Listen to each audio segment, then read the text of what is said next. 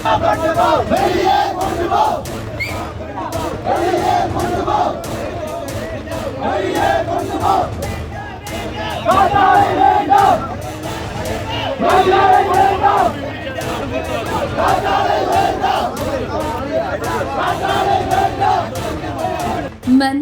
காற்றாலை மின் திட்டத்துக்கான கோபுரங்கள் அமைப்பதற்கு பொருட்கள் ஏற்றிவரப்பட்டமையினால் பதற்றமான சூழல் உருவாகியுள்ளது.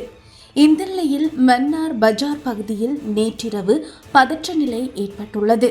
போலீசார் மற்றும் விசேட அதிரடிப்படையின் பாதுகாப்புடன் மன்னாரில் 2ஆம் கட்ட காற்றாலை மின்திட்டத்துக்கான காற்றாலை கோபுரங்கள் அமைப்பதற்கான பாரிய பொருட்கள் ஏற்றிவரப்பட்டுக் கொண்டிருந்த நிலையில் மக்களின் எதிர்ப்பால் பதற்ற நிலை ஏற்பட்டுள்ளது.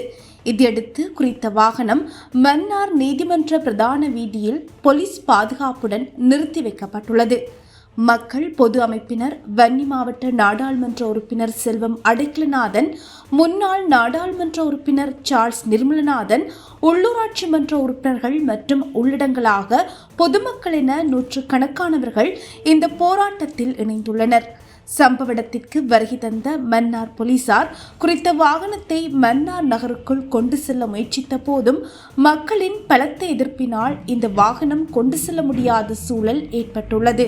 தொடர்ந்தும் மக்கள் எதிர்ப்பில் ஈடுபட்டு வந்த நிலையில் குறித்த காற்றாலைக்கான உதிரி பாகங்களை ஏற்றி வந்த பாரிய வாகனம் சுமார் 50க்கும் மேற்பட்ட போலீசாரின் பாதுகாப்புடன் மன்னார் நீதிமன்ற பிரதான வாயிலில் நிறுத்தி வைக்கப்பட்டுள்ளது. தொடர்ந்து போராட்டத்தில் ஈடுபட்டு வருகின்ற மக்கள் 2 வீதிகளுக்கும் அருகாமையில் அமைதியாக இருந்தமையும் குறிப்பிடத்தக்கது. இது பாலத்துக்கு கீழே பிடிக்கி 2